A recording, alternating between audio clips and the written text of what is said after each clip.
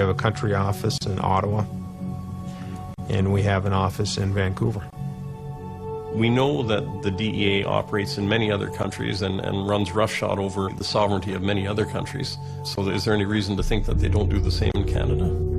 We do not have police powers in Canada. We are there strictly in a liaison capacity. Why do we even have the DEA in Canada? I mean, we've actually been trying to find that out, by the way. Libby Davies, Member of Parliament for Vancouver East, has a special stake in the issue. She represents the city's drug-ravaged downtown east side, and coincidentally, Marc Emery's neighborhood.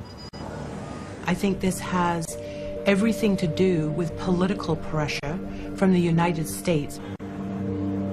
We should be developing our own made-in-Canada policies. We should not be bowing to U.S. pressure. How are they influencing Canadian law enforcement and political policy? It should make us very, very nervous. Our relationship with the RCMP is absolutely rock solid. Oh, say, can you see by the dawn's early light? In May 2006, the annual DEA conference was held in Canada for the first time. Top DEA officials came in from Washington, along with high-ranking drug agents from over 80 countries, all in partnership with the DEA.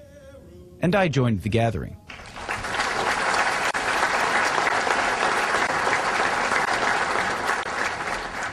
Our co-host was the RCMP commissioner at the time, Giuliano Zaccardelli. This is the 24th year of IDEC. And you know, long before it became fashionable to buy into the philosophy of integrated policing, the DEA showed us the way. I had a wonderful meeting yesterday with the leadership of the newly elected government in Canada, and I am so impressed.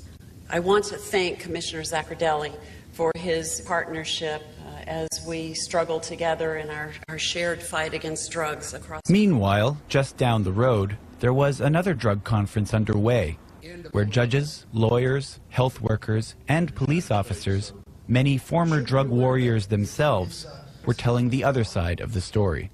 We have approached the problem now for 90 years in the United States with only one strategy: spend more money, arrest more people. Our treasury is empty and our prisons are full. And we have a problem that is worse than it ever was. And seeing all these police officers articulately and accurately frame the problem with the war on drugs is really a refreshing and wonderful thing. Back at the Drug Enforcement Conference, I got the chance to ask why the United States ranked Emery the #1 drug trafficker in Canada. Here in Canada, there is a public perception that perhaps marijuana isn't as serious as the other drugs. How do you justify putting Emery above the Hells Angels and the Asian gangs who traffic the hard drugs? There is not one above another on the list. It is a composite list of the most wanted traffickers, manufacturers. But there are no other Canadians. And for us in the United States, the risk to the youth from marijuana is substantial and has been... Rather than address whether in fact Marc Emery is a legitimate threat compared to organized crime, the subject is steered back to the preferred talking point: marijuana as a health threat. And I'm going to link back to the question from the gentleman here. When he talks about the Hells Angels, Asian organized crime involved in hard drugs, there's no such things as soft or hard drugs. We're talking drugs here. I could not agree more. There is no such thing as a soft drug or a hard drug, because what you have asked us about and termed as a soft drug is a drug that has addicted our children. Even though scientific research keeps finding that marijuana is not physically addictive, Candy continues to say it is, and the RCMP only nods. There's a big rally over there.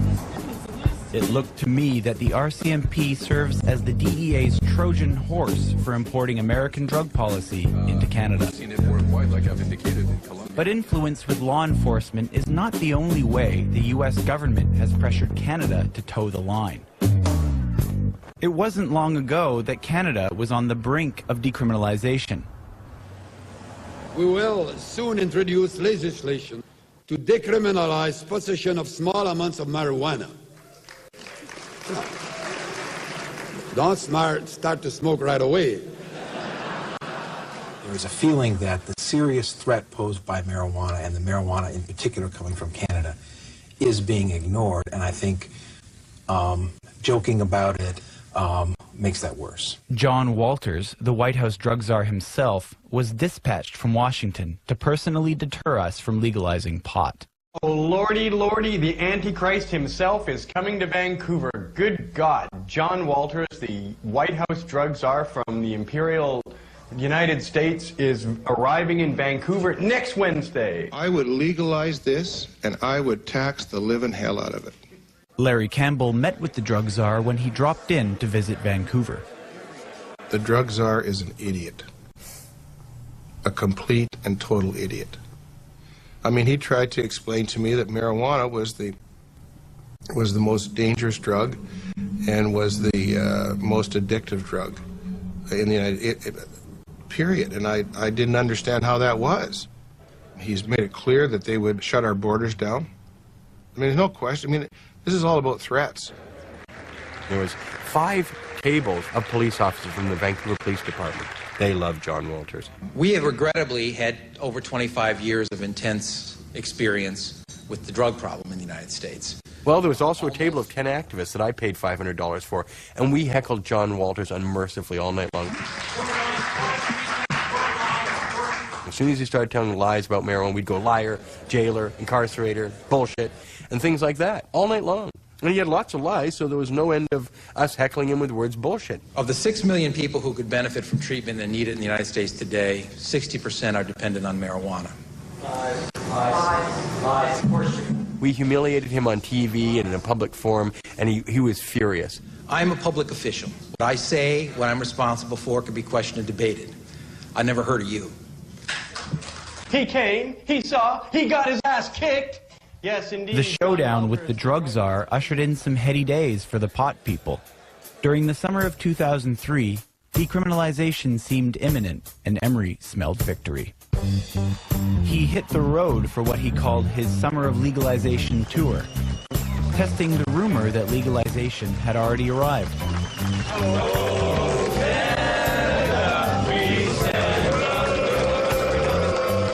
He had mixed results. But as summer faded, it seemed the drug czar had in fact won.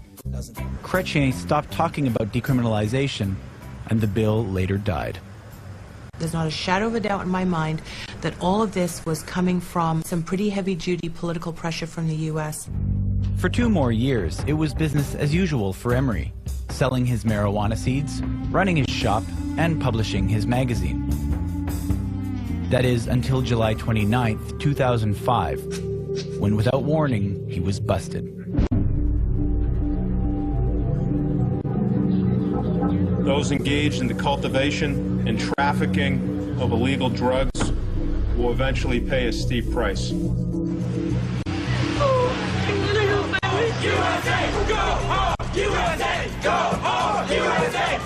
House of Commons Committee says decriminalize marijuana. It would already be legal if it weren't for threats from America.